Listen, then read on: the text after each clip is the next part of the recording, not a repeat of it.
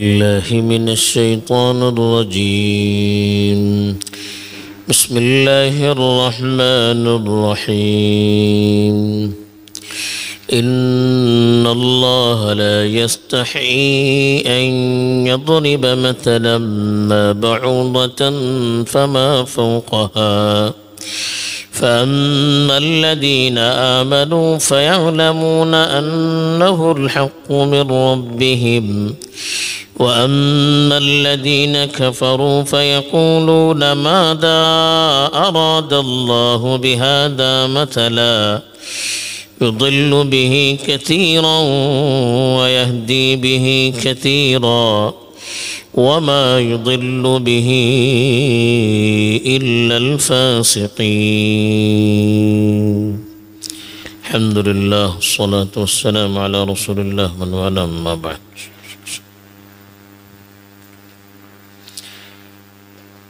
اس سے پہلے جو آیات تلاوت کی گئی تھی اس میں خاص طور پر ان لوگوں کو مخاطب کیا گیا تھا جو قرآن مجید پر اعتراض کیا کرتے تھے اور اللہ کی طرف سے اس کے نازل ہونے کے سلسلے میں اپنے شک کا اظہار کیا کرتے تھے. تو ان کو چیلنج دیا گیا تھا کہ اگر آپ اپنی بات میں صحیح ہیں تو ایک چھوٹی سی سورت اس طرح کی لا کر دکھائیے. لیکن وہ نہیں لا سکے، بلکہ قرآن نے کہا کہ تم نہیں لا سکتے. اب جو آیت تلاوت کی گئی ہے اس میں مزید اللہ تعالیٰ ان کے ایک اعتراض کا جواب دے رہے ہیں. وہ اعتراض یہ تھا کہ اللہ تعالیٰ نے قرآن مجید میں لوگوں کو بات سمجھانے کے لیے بہت سی مثالیں دی ہیں. بعض مثالیں بڑی چیزوں کی ہیں اور بعض مثالیں چھوٹی چیزوں کی ہیں. مثال دینے کا مقصد یہ ہوتا ہے کہ لوگوں کو سمجھایا جائے، لوگوں کے سامنے بات کھول کھول کر بیان کی جائے. اگر بات کے سمجھانے کے لیے بڑی چیز کی مثال کی ضرورت ہوتی ہے تو اللہ تعالیٰ بڑی مثال دیتے ہیں، اور اگر بات کو سمجھانے کے لیے چھوٹی سے چھوٹی، حقیر سے حقیر چیز کی مثال کی ضرورت پڑے تو اس کے لیے وہی مثال مفید ہوتی ہے. اس لیے کہ بات سمجھانا ہے، لیکن جن کو سمجھنا نہیں ہے، جن کو قرآن مجید کے سلسلے میں دل سے اطمینان نہیں ہے، بلکہ اسلام سے اور پیغمبر اسلام سے ایک طرح سے دل میں نفرت ہے، اب وہ ہر چیز کو غلط نگاہ سے دیکھتے ہیں. اب ان کو ایک اعتراض تلاش کرنا تھا. اب انہوں نے تلاش کیا اعتراض کہ قرآن جس کو اب اللہ کی کتاب کہتے ہیں اس کے اندر کیا مچھر کی مثال ہے، اس کے اندر مکڑی کی مثال ہے، اس کے اندر مکھی کی مثال ہے، اس کے اندر شہد کی مکھی کی مثال ہے. یہ کیسے اللہ کا کلام ہو سکتا ہے؟ اتنا بڑا خدا اور اتنی چھوٹی چھوٹی مثالیں دے رہا، یہ کیسے صحیح ہو سکتا ہے؟ تو اسی کا جواب اللہ تعالیٰ نے یہاں پر دیا ہے کہ ان اللہ لا یستحی، کہ اللہ تعالیٰ شرماتے نہیں ہیں، ان یضرب مثلا، کسی بھی طرح کی مثال دینے کے لیے، بعوضۃ فما فوقہا، مچھر ہو یا اس سے گئی گزری چیز ہو. استحی کے معنی شرمانا. شرماتا ہے آدمی کس چیز سے؟ جس چیز سے کوئی عار دلائے اس کا اس کو خوف ہوتا ہے. یہ جو چیز سب کے سامنے کرنا وہ مناسب نہیں سمجھتا ہے، اس چیز سے شرماتا ہے. تو شرمانا یہ انسان کی صفات ہے، لیکن لوگوں کو سمجھانے کے لیے اللہ تعالیٰ اسی طرح کے الفاظ استعمال کرتے ہیں. یعنی کہنا اللہ تعالیٰ یہ چاہتے ہیں کہ ان اللہ لا یستحی، کہ اللہ تعالیٰ کو اس چیز کی کوئی پرواہ نہیں ہے کہ وہ چھوٹی چیزوں کی مثال دے یا بڑی چیزوں کی مثال دے. لوگوں کو شرم آ سکتی ہے کہ مچھر کی کیا مثال دیں، مکھی کی کیا مثال دیں، لیکن اللہ کو ان سب چیزوں سے کیا پرواہ؟ اس کو تو اپنا کلام سمجھانا، اپنی بات سمجھانا ہے، لوگوں کے سامنے اچھائی برائی کو واضح کرنا ہے۔ اسی لیے کہا کہ ان اللہ لا یستحی، کہ اللہ تعالیٰ کو اس کی کوئی پرواہ نہیں کہ ان یضرب مثلا، کہ وہ مثال دے۔ ضرب المثل پیچھے بھی آیا تھا، اللہ تعالیٰ سمجھانے کے لیے مثال دیتا ہے کہ ان یضرب مثلا، کہ وہ کوئی مثال دے، بعوضۃ، بعوضہ کہتے ہیں مچھر کو، فوقہ کے معنی اوپر، یعنی اللہ تعالیٰ کو اس کی کوئی پرواہ نہیں ہے کہ وہ مثال میں مچھر کو پیش کرے یا اس سے چھوٹی چیز کو پیش کرے۔ فوق اوپر کو بھی کہتے ہیں، فوق نیچے کو بھی کہتے ہیں، یعنی فوق کا مطلب یہاں پر بڑی چیز بیان کرنا بھی ہو سکتا ہے یا اس سے حقیر چیز کو بیان کرنا بھی ہو سکتا ہے۔ اس کے اللہ کو کوئی پرواہ نہیں کہ مثال دینے میں بڑی چیزوں کی مثال پیش کر دے یا چھوٹی سے چھوٹی چیز کی مثال پیش کر دے، یا مچھر کی مثال پیش کر دے یا اس سے حقیر چیز کی یا اس سے بڑی چیز کی مثال دے دے، یہ اللہ کو اس کی کوئی پرواہ نہیں ہے۔ بات سمجھانا ہے، اور جس کو سمجھنا ہے وہ یہ دیکھے گا کہ بات کیا کہی جا رہی ہے، سمجھایا کس چیز سے ہے، کیا بات سمجھانے کی کوشش کی جا رہی ہے، اس پر اس کی نظر ہوتی ہے، ظاہر الفاظ پر اس کی نظر نہیں ہوتی ہے، کیا پیغام دیا جا رہا ہے اس پر نظر ہوتی ہے۔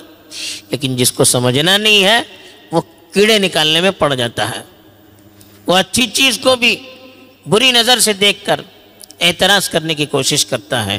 تو اسی کو اللہ تعالیٰ نے ارشاد فرمایا فَأَمَّا الَّذِينَ آمَنُوا، رہے وہ لوگ جو ایمان لا چکے ہیں، فَيَعْلَمُونَ، تو وہ جانتے ہیں کہ أَنَّهُ الْحَقُّ مِن رَبِّهِمْ، کہ یہ بات بالکل صحیح ہے ان کے پروردگار کی طرف سے ہے۔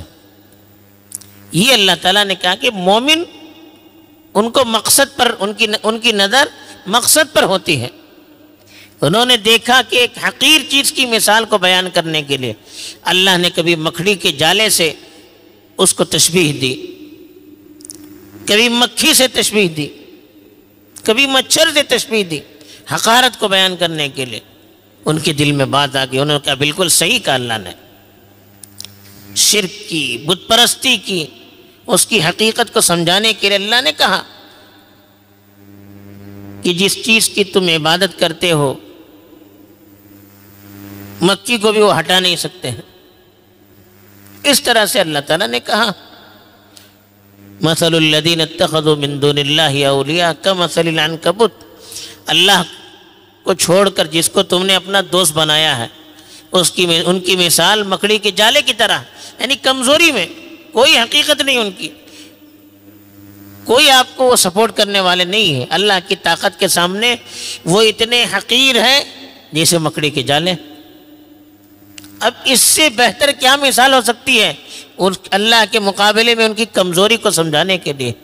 تو جو مومن ہیں وہ اس نظریے سے جب دیکھتے ہیں تو وہ کہتے ہیں کہ یہ بالکل برحق ہے، اللہ نے جو مثال دی ہے فَيَعْلَمُونَ، وہ یہ جانتے ہیں أَنَّهُ الْحَقُّ، کہ یہی بات بالکل صحیح ہے، برحق ہے، جو مثال دی جا رہی ہے بالکل صحیح ہے ان کے پروردگار کی طرف سے۔ وَأَمَّا الَّذِينَ كَفَرُوا، البتہ جو لوگ کفر کر چکے ہیں، فَيَقُولُونَ، وہ اس طرح کی مثال کو سنتے ہیں تو کہتے ہیں ماذا اراد اللہ بہذا مثلا، اس مثال کے ذریعے سے اللہ کیا چاہتے ہیں؟ ماذا کے معنی کیا، ارادہ کے معنی چاہتے ہیں، اللہ کیا چاہتے ہیں یہ مثال دے کر، اس طرح کی مثالیں بیان کر کے کیا مقصد ہے؟ مچھر ہے، مکڑی ہے۔ اب وہ پیغام کو نہیں دیکھتے ہیں، اب ان کے دل میں تو نفرت ہوتی ہے، اب کیڑا نکالنے کے لیے مچھر کیا ہے، یہ مکھی کیا ہے، ایک تو ان کو نفرت، ایک تو ان کو پریشانی یہ ہو رہی تھی کہ ان کی شرک کی مثال، غیر اللہ کی مثال اتنی حقیر چیز سے دے دی، اسی کی وجہ سے ان کے دل میں اعتراض پیدا ہوا کہ کہ ہماری چیزوں کو وہ اتنا حقیر سمجھا جا رہا، حقیر ہے تو پھر کیا کہیں گے اس کو؟ تو چونکہ ان کو دل سے قبول کرنا ہوتا نہیں ہے، اس لیے وہ احتراز کرتے ہیں۔ تو اللہ تعالیٰ کہتے ہیں یضل بہ کثیرا، اللہ تعالیٰ اس قرآن کے ذریعے سے اس طرح کی مثالیں پیش کر کے بہت سے لوگوں کو گمراہ کرتے ہیں، وَيَهْدِي بِهِ كَثِيرًا، اور بہت سے لوگوں کو ہدایت دیتے ہیں۔ یہ اللہ تعالیٰ نے بتا دیا کہ مثال دے کر جو اس کو سمجھنا چاہتے ہیں اللہ تعالیٰ ان کو صحیح راہ بتلا دیتے ہیں۔ جو سمجھنا نہیں چاہتے ہیں، جن کے دل میں نفرت ہے، جو ضد اور ہر درمی پر تلے ہوئے ہیں، جو دشمنی میں ساری حدوں کو پار کر چکے ہیں، جو گستاخی کرتے ہیں، بے ادبی کرتے ہیں، اب وہ خود اپنے آپ کو محروم کرتے ہیں۔ اور اللہ کا قانون ہے کہ جو حد سے گزر جاتا ہے پھر اس کو ہدایت نہیں ملتی ہے، تو وہ کفر کرتا ہے، انکار کرتا ہے، تو اس کو گمراہی بڑھتی چلی جاتی ہے۔ تو اسی کو اللہ نے کہا یضل بہ کثیرا، اس طرح کی مثالیں دے کر اللہ تعالیٰ بہت سے لوگوں کو گمراہ کرتے ہیں۔ جو سمجھنا ہی نہیں چاہتے ہیں پھر اللہ تعالیٰ اس کو صحیح راہ نہیں دکھلاتے ہیں، توفیق اس کو ملتی نہیں ہے۔ وَيَهْدِي بِهِ كَثِيرًا، جو اس طرح کی مثالوں پر غور کرتے ہیں، اللہ تعالیٰ کیا بتانا چاہتے ہیں اس پر غور کرتے ہیں، دل سے اس کو قبول کرتے ہیں، تو ان کے ایمان میں اضافہ ہوتا ہے۔ اللہ تعالیٰ ایسے لوگوں کے رہبری کرتے ہیں اور ان کے دلوں کو مزید تقویت پہنچاتے ہیں، ان کے دلوں کے ایمان کے اندر اللہ تعالیٰ اضافہ کرتے ہیں۔ لیکن اللہ نے کہا کہ وَمَا يُضِلُّ بِهِ إِلَّا الْفَاسِقِينَ، فاسق کہتے ہیں جو صحیح راہ سے دور چلا جائے، صحیح راستے کو چھوڑ کر دور چلا جائے، الگ ہو جائے۔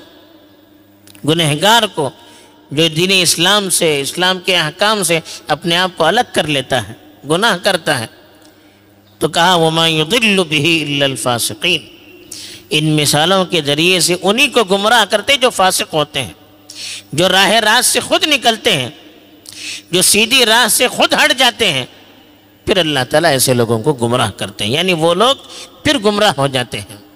تو یہ اللہ تعالیٰ نے حقیقت سمجھا دی کہ جو مومن ہوتے ہیں وہ اللہ تعالیٰ کی بتائی ہوئی چیزوں کو صحیح نظروں سے دیکھتے ہیں، حقیقت تک پہنچنے کی کوشش کرتے ہیں، تو اللہ کی طرف سے انہیں ہدایت ملتی ہے۔ جو کافر ہوتے ہیں وہ غلط نظریے سے اس پر غور کرتے ہیں، اس سے غلط مطلب نکالنے کی کوشش کرتے ہیں، تو پھر وہ اللہ کی رحمت سے، اللہ کی ہدایت سے محروم ہو جاتے ہیں۔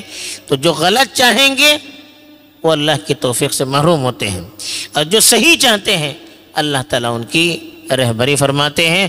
اللہ تعالیٰ توفیق دے، آمین۔ وآخر دعوانا الحمدللہ۔